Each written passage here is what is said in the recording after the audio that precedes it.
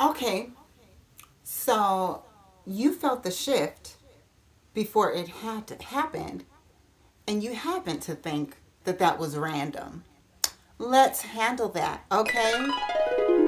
One of the reasons why I'm feeling like you didn't completely honor what you sensed is because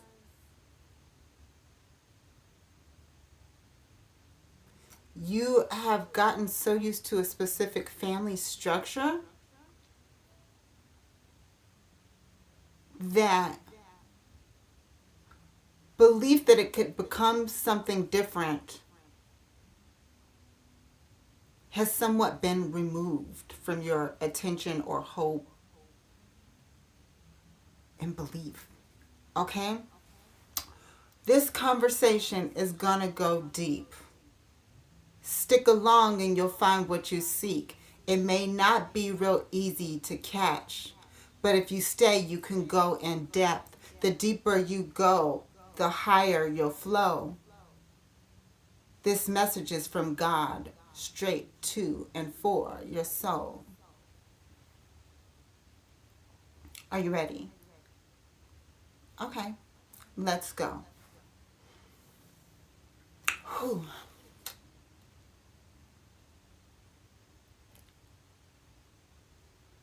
Family dynamics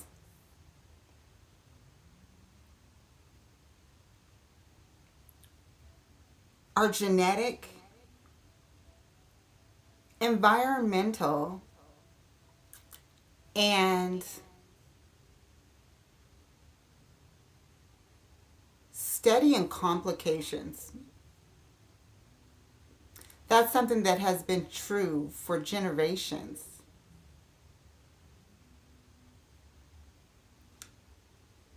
We are at the finale of an old world and the pep rally for our new one. It's been spoken of in many books,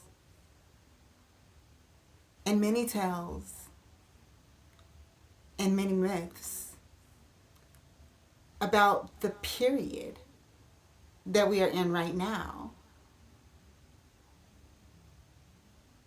and exactly how it will go down.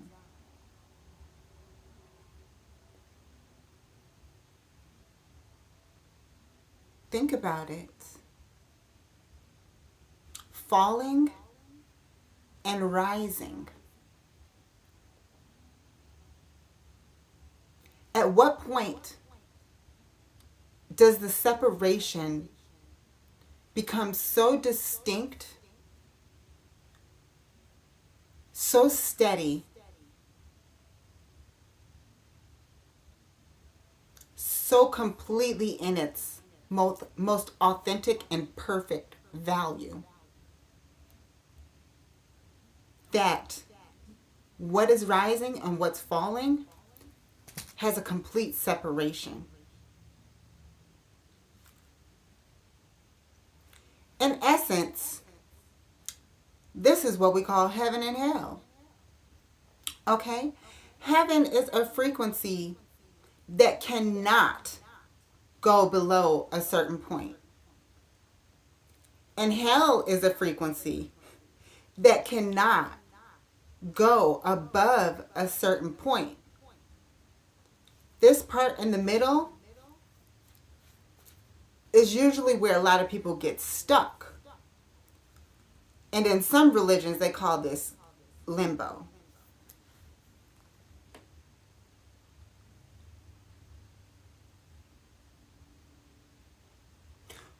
From my understanding and from how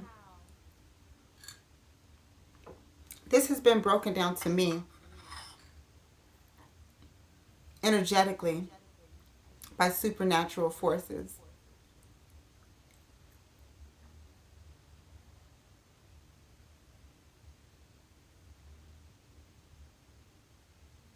is that one of the reasons why Jesus, Yeshua, whatever you want to call him, you know who he is from the Bible, right? One of the reasons why they say or he said in the Bible. This is my understanding, okay? Based off of what we've been told. I did not come for peace, but a sword. Is because at some point, people have to choose who and what they're going to be. Otherwise, there will never be any progress. And we'll keep going around in the same cycles over and over and over and over. And if we allow it, people who have a negative energy about them, if the chosen don't do their part and choose, then it becomes a negative downward spiral.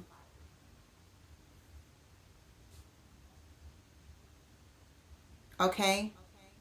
And there is a point of no return. Hell is not that point. It's actually just so deep that it takes a lot of work. So much work to do. Many don't do it in one lifetime. Okay?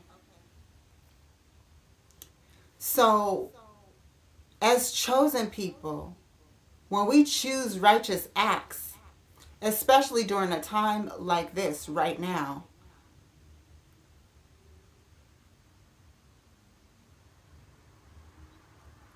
the choice seems so distinct and so harsh.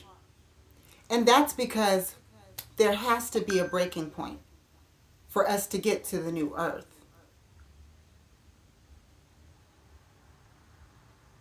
What was able to be tolerated before can no longer be tolerated because we have to rise and value in order to create something new. If we keep tolerating it, especially right now where there's such a strong pull, very strong pull, one act in this can be such a big drop because there's so much momentum from other forces with great intention. And the only reason why this has happened is because the chosen people haven't chosen completely, wholly to make every decision possible the highest.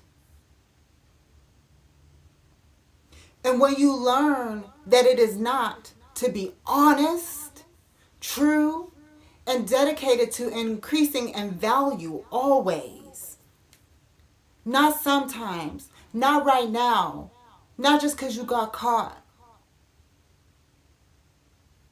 When nobody is looking in every thought, it's important. It matters, especially right now. Why do you think we have so much alignment?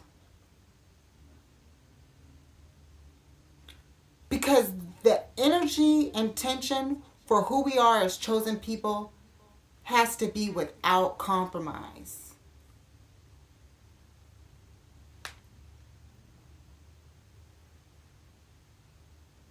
Okay? Without compromise. We have to. This is literally the difference between heaven and hell. Literally the difference between heaven and hell. It could be one choice.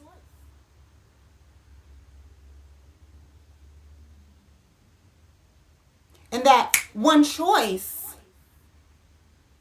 is like the rapture, when that is the very last choice to be made before the most distinct change happens, upward or downward.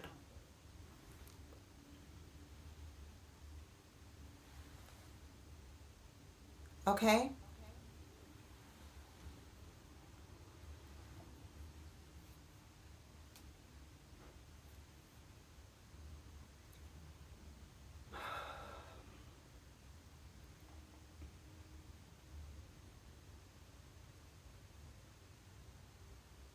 Yes, I'm channeling. I'm not just channeling my own higher being, but the collective of all chosen.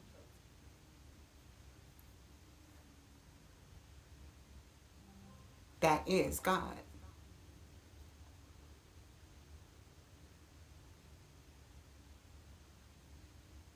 So you felt the shift before it happened because you're in alignment with your highest good. And the reason why it was hard to trust it is because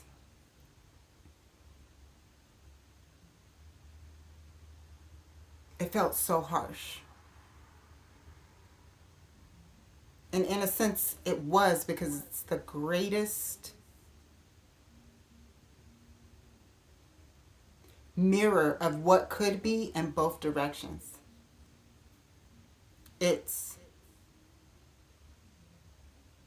the greatest realization of consequences of choices. And when you haven't experienced something so powerful and so distinct,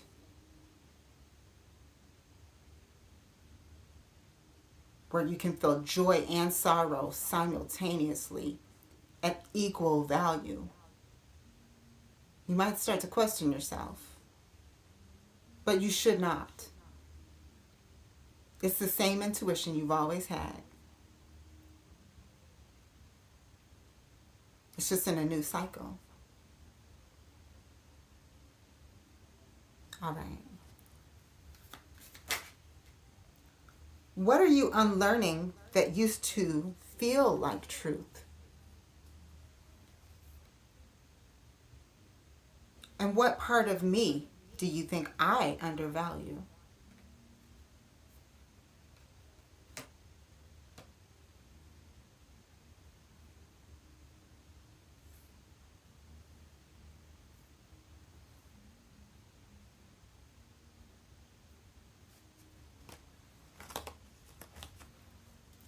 An affirmation to help you guide your intentions toward trusting this level of your intuition.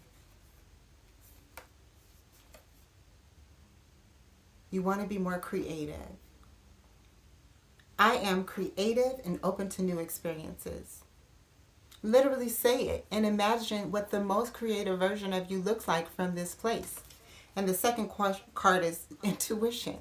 I trust my intuition and inner knowing. So you need to do some visualization exercises where you're deeply meditating. This is the best time, especially during Lent and Ramadan and everything else that is going on, because there's a multi-dimensional alignment happening that cannot be reversed. So fast, pray, get yourself in the most focused version of self. And visualize what the most creative version of yourself partnered with intuition and wisdom looks like. Okay? What does your creative, wise, and intuitive version of self look like?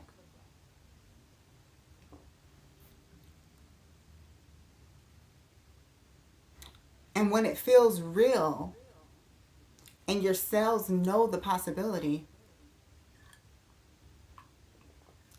take inspired intuitive action without hesitation. Don't second guess it, because you felt the shift before it happened. Remember, we don't hide from the truth. We handle it sovereignly. Check the comments for the 3 journal prompts. Peace, y'all.